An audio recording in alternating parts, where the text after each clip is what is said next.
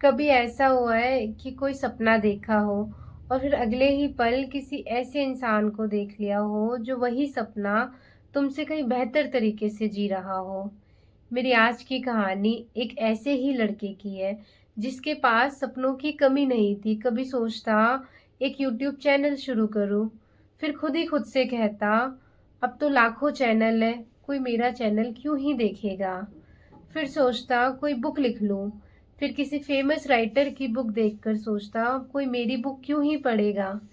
उसके पास हमेशा एक नया सपना होता, लेकिन उससे पहले ही कोई ऐसा मिल जाता जो वही सपना उससे कहीं बेहतर तरीके से पूरा कर चुका होता। धीरे धीरे उसने सपने देखना नहीं छोड़ा, बस उन पर यकीन करना छोड़ दिया। अब वो घंटों फ़ोन चलाता, दूसरों की कामयाबी देखता, उनकी तारीफ़ करता, उनसे इंस्पायर भी होता। लेकिन जब खुद की बारी आती, तो मन में एक ही ख़्याल आता कि अब मैं बहुत देर कर चुका हूँ, और फिर वो कुछ करने से पहले ही रुक जाता।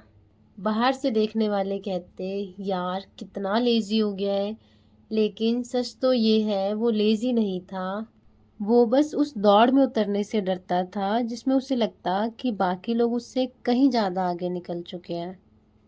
और शायद ये कहानी सिर्फ उस लड़के की ही नहीं है। आज हम ऐसे समय में ही जी रहे हैं जहाँ दुनिया की हर कामयाबी हमारे जेब में रखे एक छोटे से मोबाइल फ़ोन में दिखाई देती है।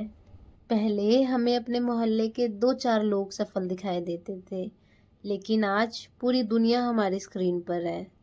और जब पूरी दुनिया एक साथ दिखाई देने लगती है, तो अपनी शुरुआत बहुत छोटी लगने लगती है।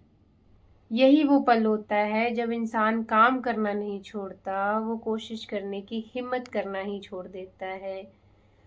और फिर लोग उसे आलसी कहने लगते हैं, पर शायद वो आलसी नहीं होता। वो बस ये मान चुका होता है कि इस दुनिया में उसके हिस्से की जगह किसी और ने पहले ही ले ली है। लेकिन दुनिया की सबसे खूबसूरत बात जानते हैं?